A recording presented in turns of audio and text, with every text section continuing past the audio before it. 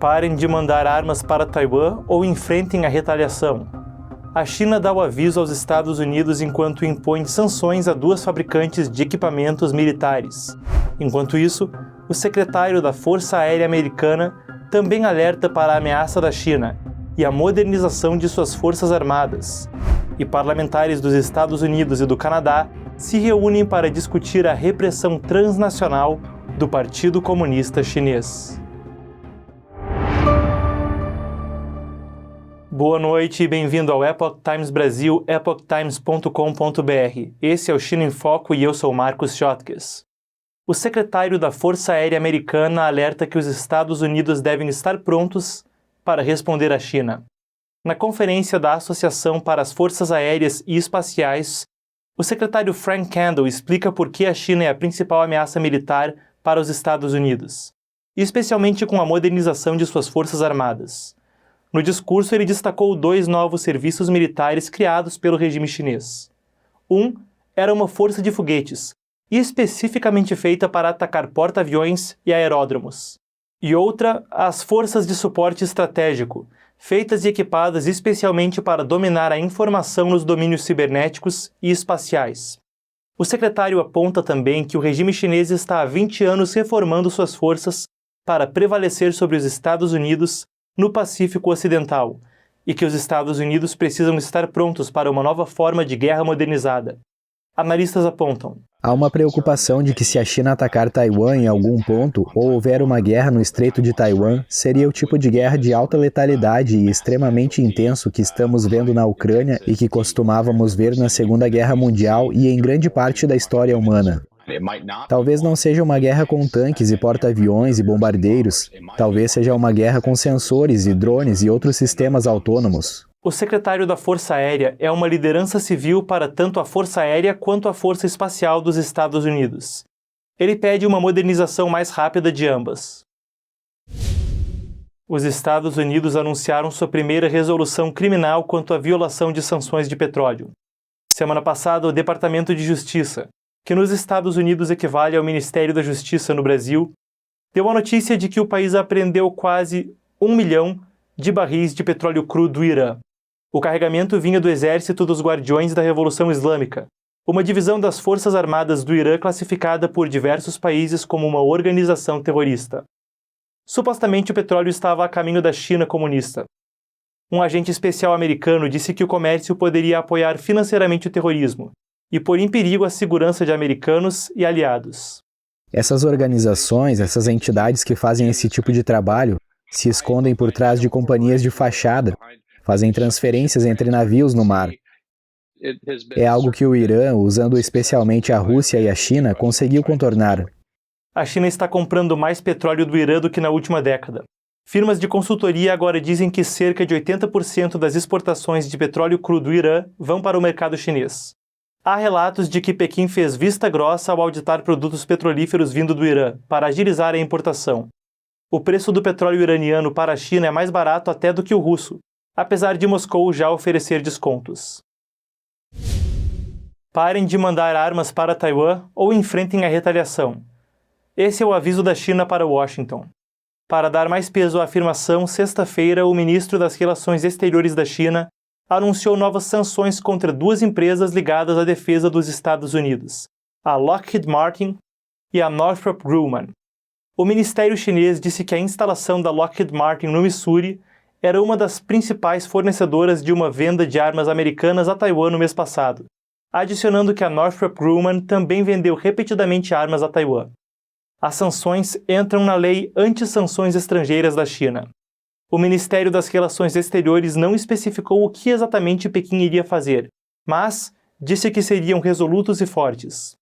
A China já impôs sanções a companhias americanas por vender armas a Taiwan antes. Entretanto, não é claro o impacto que isso teria, já que nenhuma das duas companhias vende nada para a China. Mês passado, os Estados Unidos aprovaram uma transferência de até 80 milhões de dólares para Taiwan. A 180 quilômetros da China, essa ilha tem a própria constituição, moeda e líder democraticamente eleita. Entretanto, o Partido Comunista Chinês a considera parte de seu território e já ameaçou diversas vezes conquistá-la, se necessário, à força, apesar de nunca a ter governado.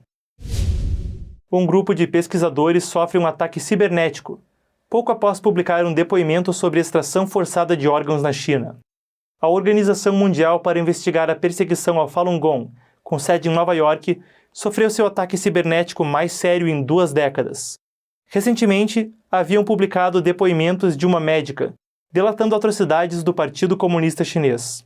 A doutora descrevia um encontro que teve com uma praticante de Falun Gong, que teve seu rim removido à força na China. A mulher teria morrido mais tarde. A médica gravou a conversa e passou para o grupo de pesquisadores. Não havia sido publicada antes por preocupações de segurança. Apenas algumas horas após a publicação, o site da instituição sem fins lucrativos foi atacado e ficou fora do ar por uma semana.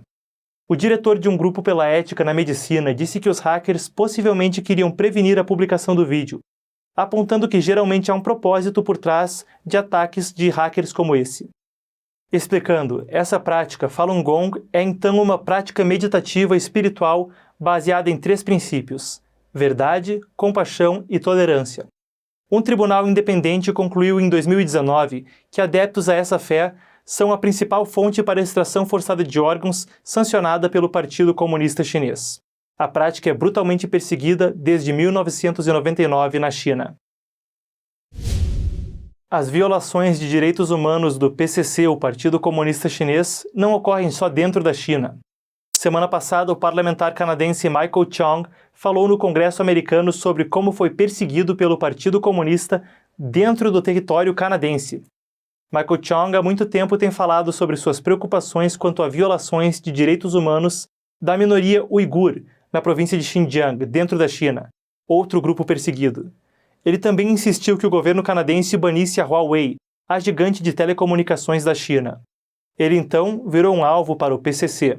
Em maio deste ano, eu soube que um diplomata da República Popular da China, trabalhando em um consulado da República Popular da China em Toronto, estava coletando informação desde 2020 para ir atrás de mim e minha filha em Hong Kong. República Popular da China é o nome oficial do país.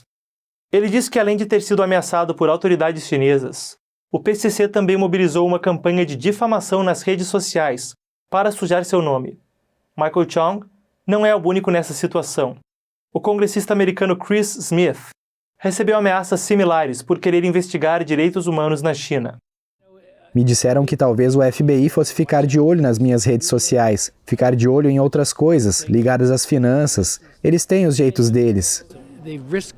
O risco para mim, comparado a um membro da diáspora chinesa, especialmente alguém como um uigur ou um praticante de Falun Gong ou alguém que realmente levantou a questão dos direitos humanos, é toda uma outra categoria. Outro alvo do Partido Comunista são dissidentes vivendo no exterior. Mais cedo esse ano, o FBI invadiu uma delegacia de polícia chinesa disfarçada de centro de serviços em Manhattan.